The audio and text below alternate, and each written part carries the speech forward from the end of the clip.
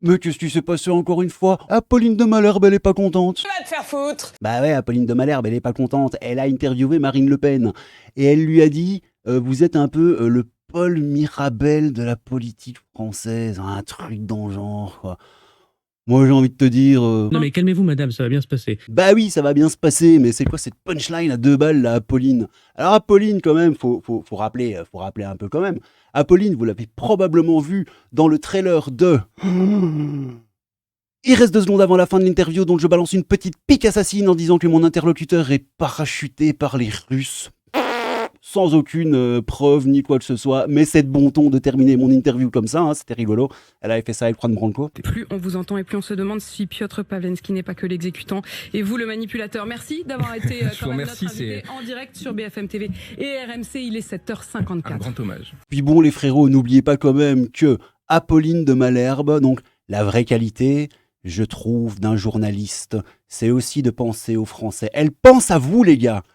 Et en fait, moi, je m'en fous de savoir si c'est de droite ou de gauche. Ah, vous voyez, elle est antipartisane et tout, elle est stricte. La charte de Munich, les amis. Oui, la charte de Munich sur l'éthique du journalisme.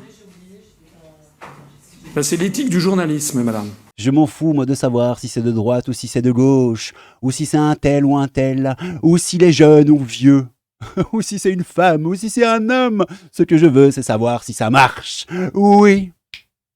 En marche, ça marche pour toi et moi, oui, et si pour les Français ça va changer leur vie, eh ben moi je vous dis, avec une journaliste pareille, il n'y a rien à craindre les potos. Oui, bon, on regarde cette petite capsule. Ah oui, je voulais demander à Apolline, tu veux bien qu'on regarde? Non. Ouais, mais bon, c'est pas toi qui décide, alors regardez-moi ça les gars, c'est rigolo. Est-ce que vous avez vu LOL? Vous voyez ce que c'est LOL? LOL, c'est cette... J'adore vraiment le... Attends, désolé, je mets un peu plus fort.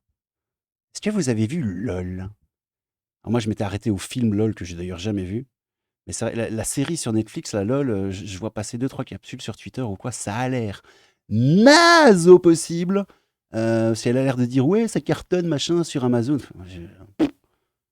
Bref, peut-être que ça cartonne, moi je passe à côté. Mais bon, pas ma haine. Est-ce que vous avez vu LOL? Vous voyez ce que c'est LOL? LOL, c'est cette série qui cartonne sur Amazon. Le principe, c'est grosso modo un loft. Et la règle, c'est que si on rit, on sort. Et vous me faites penser à Paul Mirabel. Paul Mirabel. Salam, les Roya. Paul Mirabel, c'est cet humoriste qui ne fait rien. C'est-à-dire, pendant toute la série, il est passe-partout. Du Fort Boyard. Il fait de temps en temps une petite pitchnette pour faire tomber un adversaire. Et sinon, il ne prend aucun risque. Et ça marche. Et ça marche parce qu'il arrive en finale. Est-ce que c'est ça votre stratégie? C'est pas très glorieux, mais c'est peut-être ça votre stratégie. Pas faire grand-chose, quoi. Mais je ne... T'as vu ce niveau quand même de mépris, quoi. C'est oufissime. Bon, on s'en fout de ce que Marinette, elle répond derrière. Hein. Ballet-Stage, c'est pas vraiment le sujet de la vidéo. Moi, j'avais juste envie de vous montrer cette petite capsule parce que c'est rigolo-golo. D'ailleurs, si vous voulez bien, on va quand même checker. Ouais, bon, en fait, le film se fait tailler sur Allociné. Il y a une demi-étoile, quoi. Le manque de respect, je pensais que c'était pas possible de mettre moins qu'une étoile. Ouais, vite fatigant. Le pire étant la première et la saison 3. Dieu, que c'est mauvais. J'ai voulu tenter l'aventure car le casting semblait alléchant de prime abord. Mais quel supplice à regarder, le degré zéro de l'humour. Enfin bref, ça a pas l'air extraordinaire, quoi. J'avais jamais regardé cette émission, on a insisté pour que je regarde cette saison. Et quoi, c'est quoi ça le truc? Parce que c'est pas ouf, hein. J'apprécie une grande partie, blablabla, mais leur performance, blablabla. Bon, a priori, c'est ultra naze. Donc, encore une fois, Apolline, désolé, non, ce n'est pas un carton sur Amazon Prime.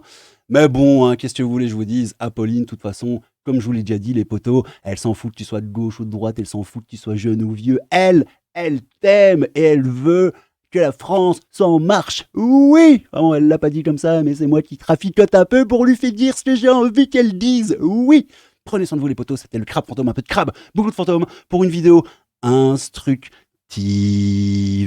au possible. Ce sera la chose la plus instructive que vous aurez entendue de toute votre journée.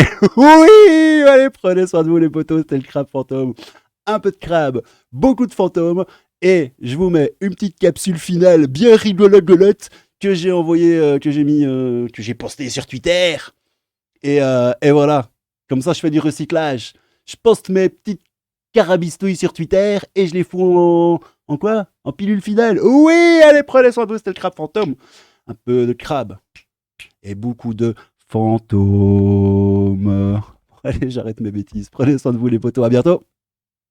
Ciao. C'est pas très glorieux, mais c'est peut-être ça votre stratégie. Pas faire grand-chose, quoi. Mais Nique ta mère.